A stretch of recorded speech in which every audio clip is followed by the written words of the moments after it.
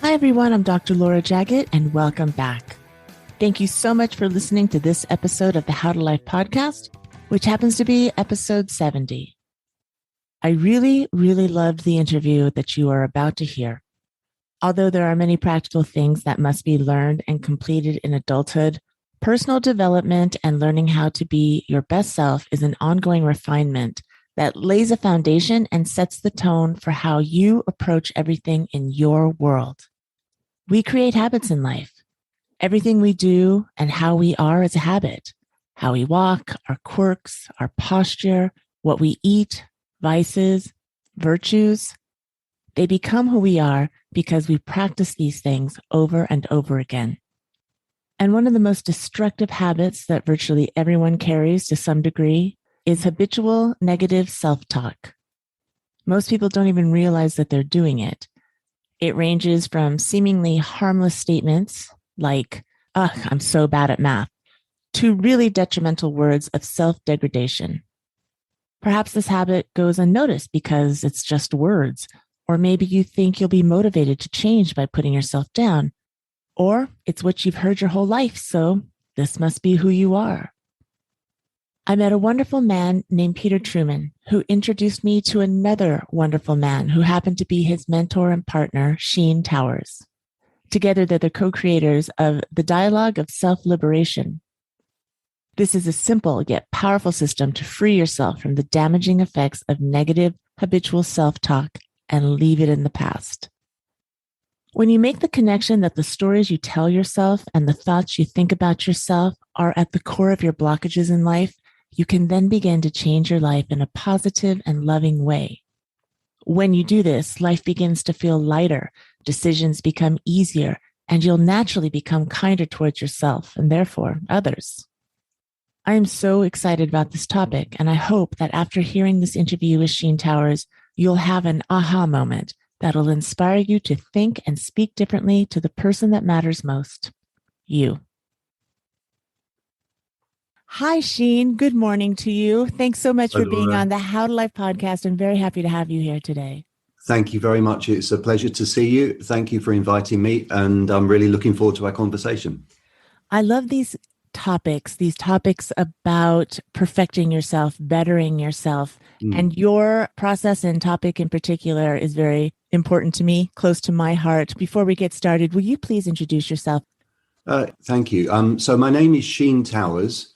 I am a hypnotherapist, and I've been living and working in North London in the United Kingdom, helping people with a particular area of specialization for the last 20 years now.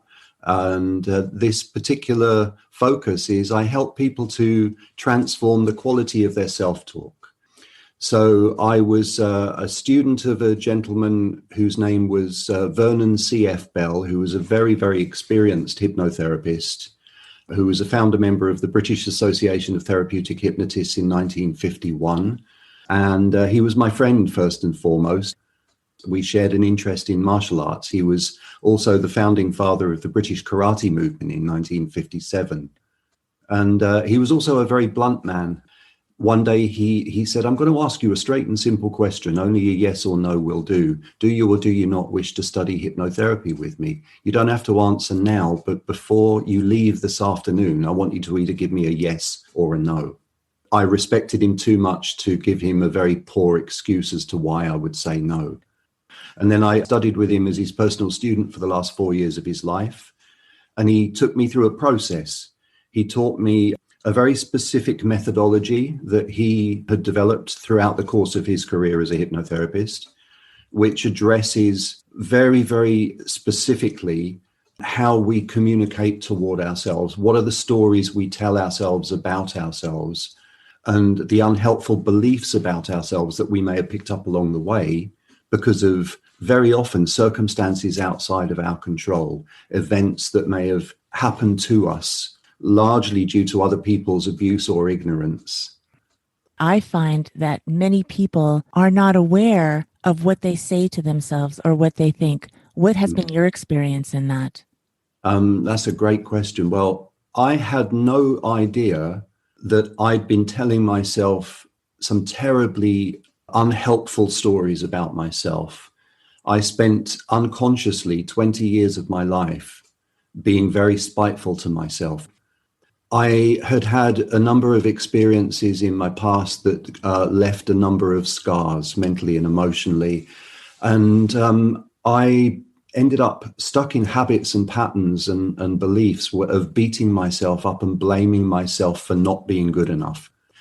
And this pattern of self-talk, I'm not good enough, over all the years I've been helping people, is the most common theme. And I fell foul of that unconsciously for 20 years of my life until Vernon helped me to identify what I'd been saying to myself and then helped me to understand how to change that.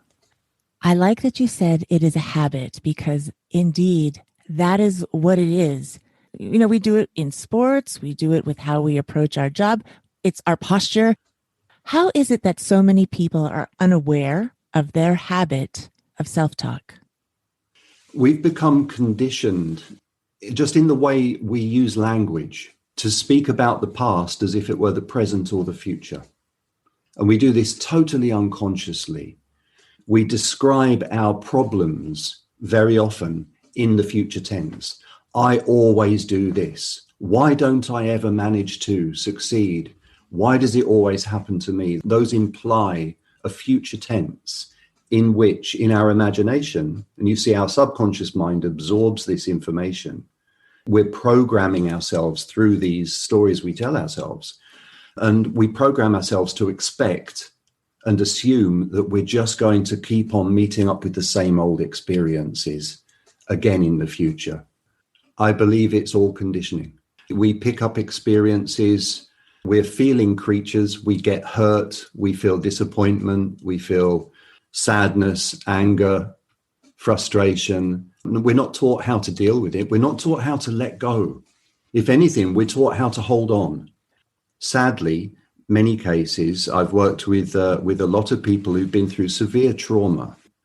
No matter what the person's been through, when they begin to understand that what defines us isn't what experiences we've been through in the past, but how we choose to process those experiences and what we do with the experience.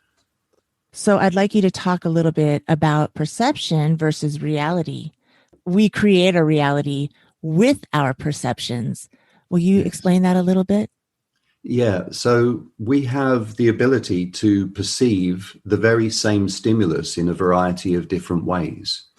Hypnosis can be a wonderful tool for helping people to deal with pain management, for instance. The signals may be the same, the triggers may be the same, but how we choose to perceive those things can drastically, radically alter how we respond in any given moment to the very same external stimulus. And it's a choice. We can either choose to tell ourselves the same stories about ourselves. If, for instance, let's take the example I gave earlier, I'm not good enough. We may have picked up a belief like that because of all kinds of experiences we've had in the past and blamed ourselves for not having known how better to deal with things in the past, feeling that we should feel guilty or ashamed or full of regret. And then we just carry on with the habit of beating ourselves up.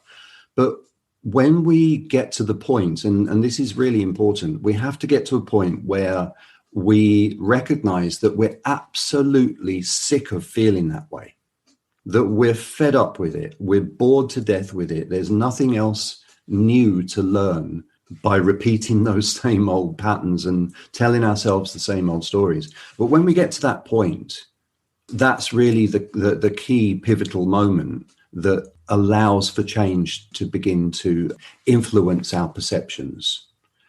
And when we make that choice, it's like, I'm really fed up with this, how I've been feeling.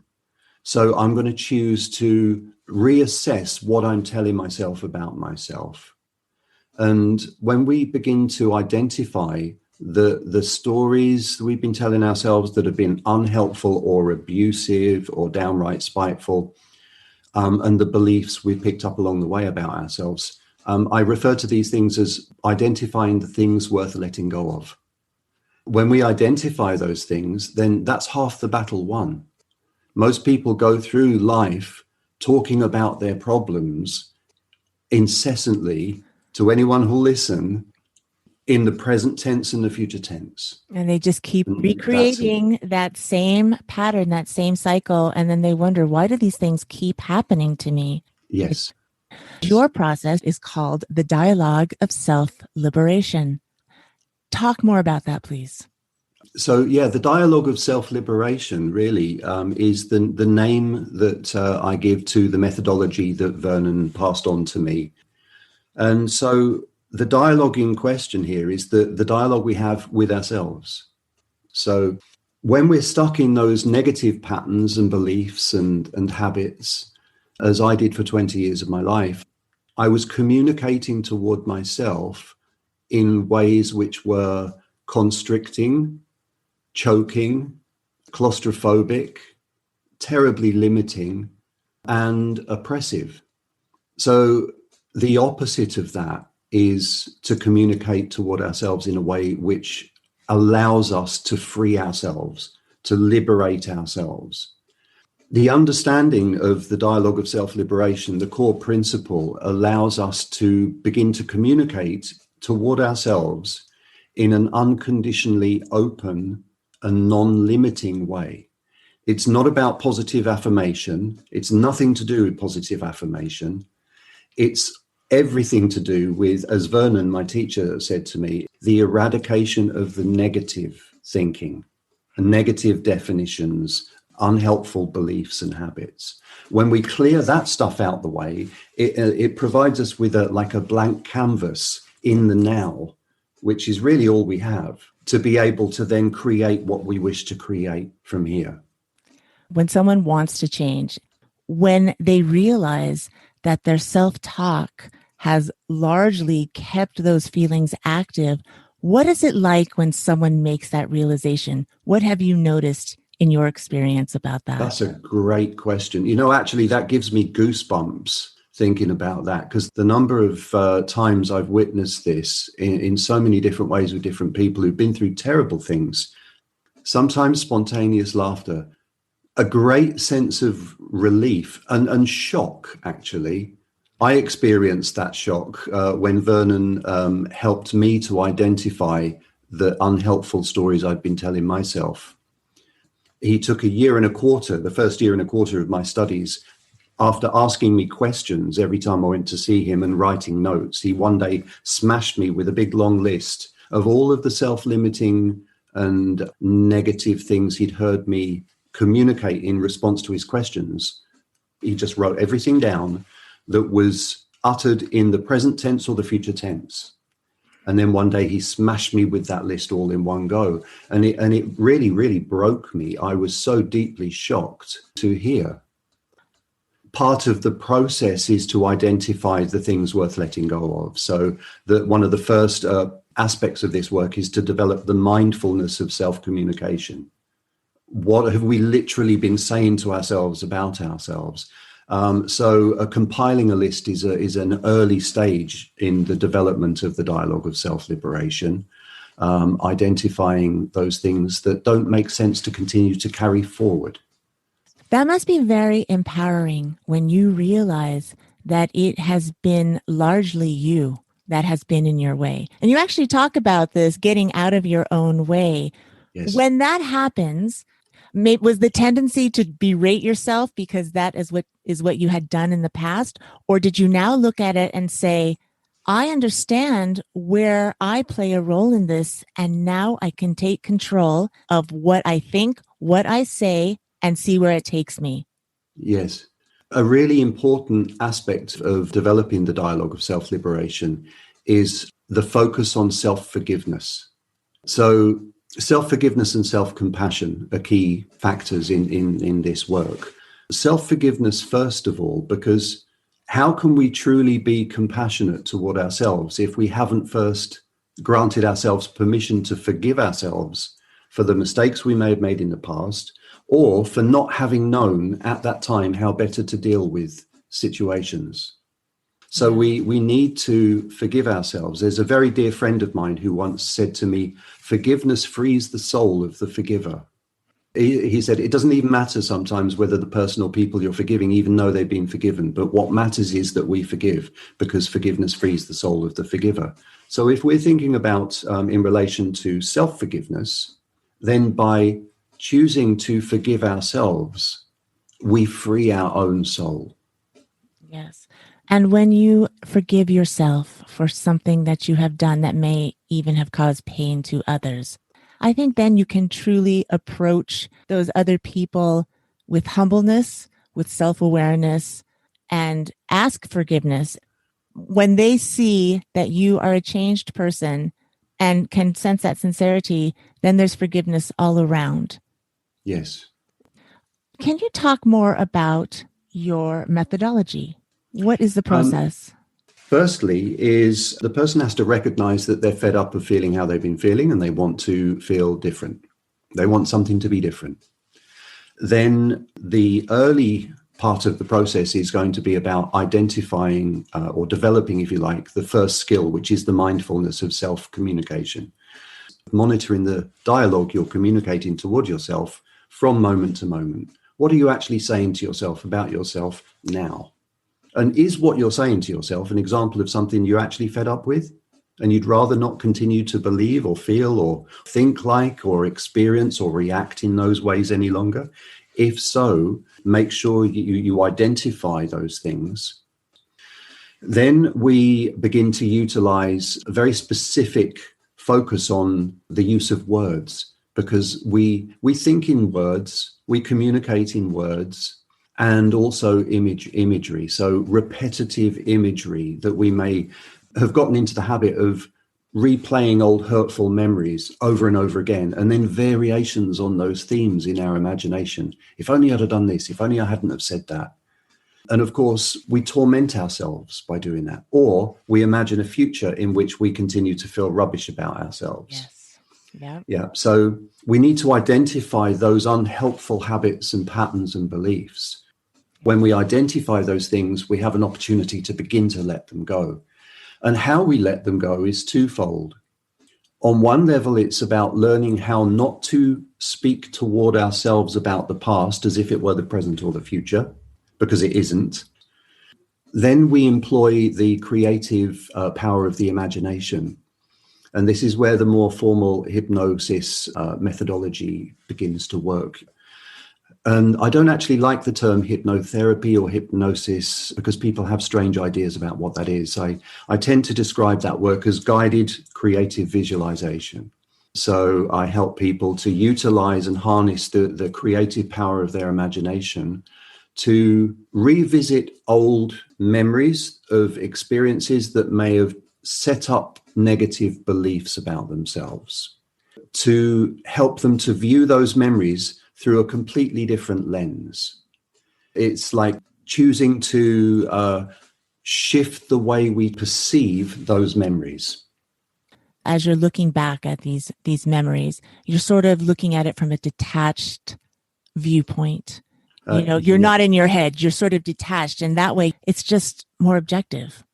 Absolutely, yeah. Okay, that's great. That's the methodology that I focus on, is to help the person to view from a very different angle, if you like, those memories, rather than remembering something and being in it and revivifying those feelings or re-experiencing those feelings. It's like, no, I'm looking at this from a completely different place here. Right. And then doing something very, very different with the memory. Totally transforming one's experience or one's relationship with the memory. So effectively, those old hurtful memories, they become drained of their mental and emotional magnetism. The memories can no longer drag us back into the old emotions. That's fascinating to me. Do you do any exercises of like writing the story of how you want it to go? Do you do that? Actually, yeah, there's a saying that I use very often, which is, if not that, then what? If not the old suffering self or the person who's been through difficult times, challenging times, who's lacked confidence in ourselves or has felt downright broken, if not that, if we're no longer communicating about that stuff toward ourselves, then what's possible from now? Yeah. If not that, then what? And the then what becomes a really creative process. So, for instance, just encouraging the person to imagine if we're suddenly, say magically like this in a moment, no longer carrying the weight of the past, then what becomes possible from now? Who might we be? When we imagine the new self, how would the look in their eyes be? How would it sound when they speak? What does it feel like to be that person? What does it feel like to achieve whatever it is that you want to do in the future? And when you have that feeling of what it feels like in the now, you are creating it for the future. That's absolutely correct, yes. What is your mission with the dialogue of self-liberation? That's a lovely question. So I believe that the world needs more people who have learned how to let go of unnecessary suffering. People who've learned how to take their past experiences, no matter how challenging, and learn from them so that they can then become mentors and guiding lights for other people, and to lead by example. In the dialogue of self-liberation, this is kind of baked into the process, and we refer to this as passing the baton.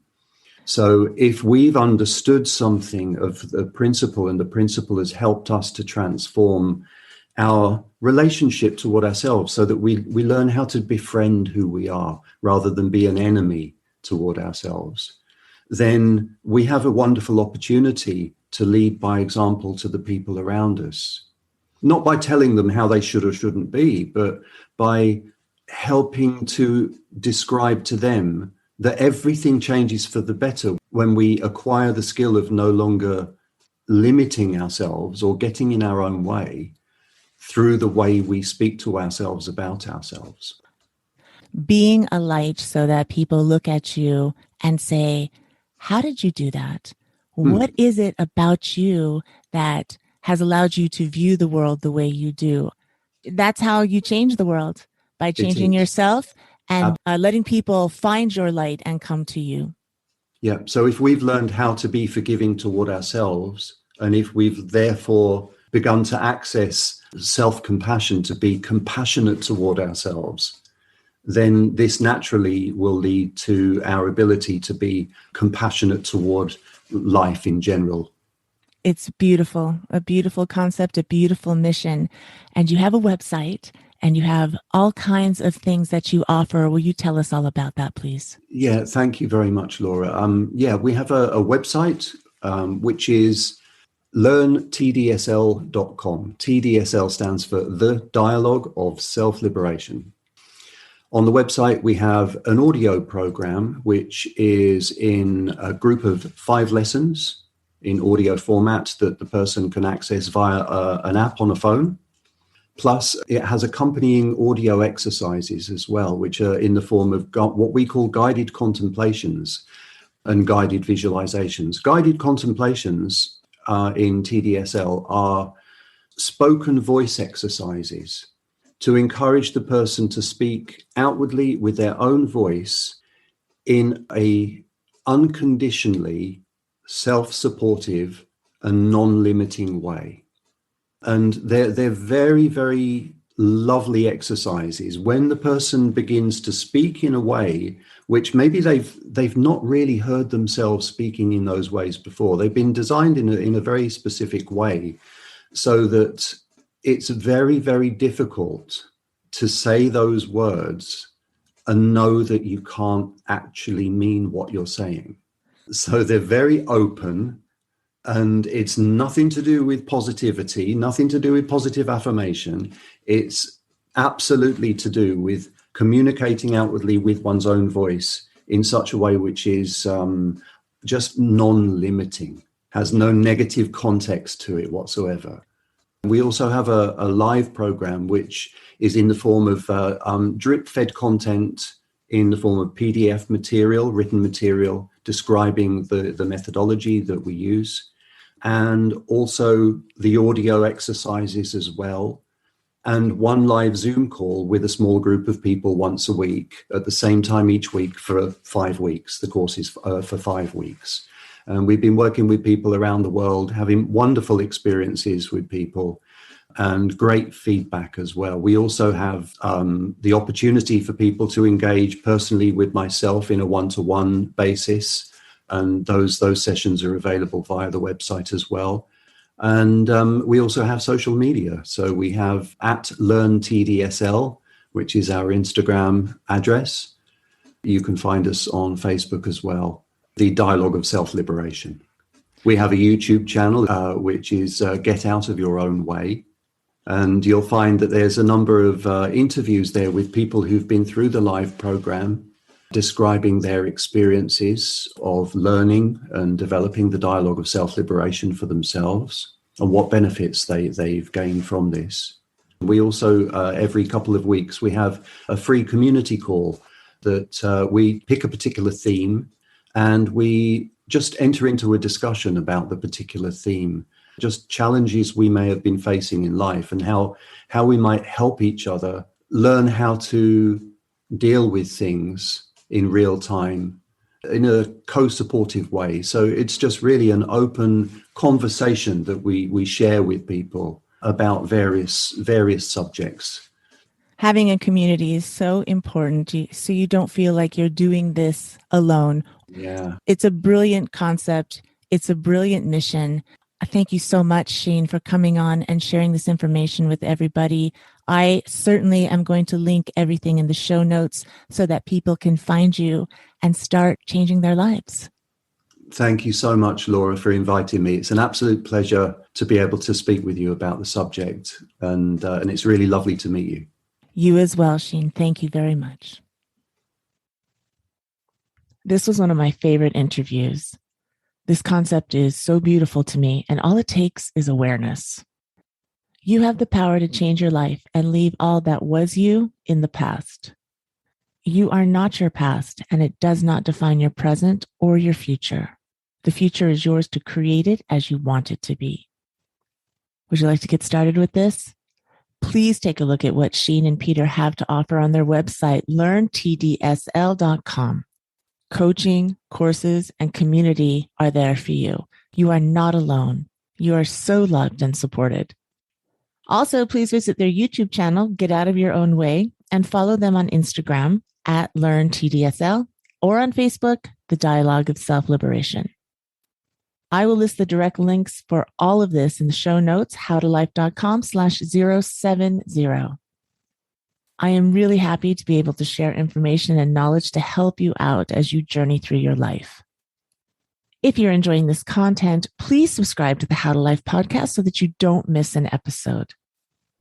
I have other wonderful episodes that support personal growth and empowerment. There are quite a few of them, and I'm just going to rattle them off now. But I'm going to list all of these as well with the direct links in the show notes. Episode 2, the benefits of a gratitude list. Episode 17, overcoming fear. Episode 23, tuning out the negative talk. Episode 28, the gift of gratitude.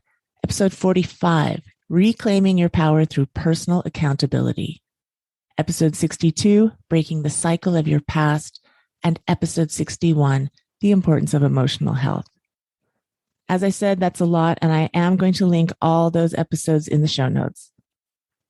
I love talking and teaching about personal development, but I also love teaching some practical adulting skills, which I call mominars, and you can find those on my YouTube channel, How to Life. A mominar is a seminar given by a mom. That is me. They are only about 5 minutes long on a specific life skill. It's just patient and encouraging instruction that you can watch as many times as you need. Check it out. You might find something that you really needed to learn. All of this content can also be found on my website, howtolife.com. Thank you so much for supporting me and listening to this show. One more thing before you go, please hit the 5-star rating button. I would appreciate that. And I really appreciate you. Thank you for your time today. I'm sending you so much love and encouragement. You really are not far from where you want to be, and it's all in your control. You got this.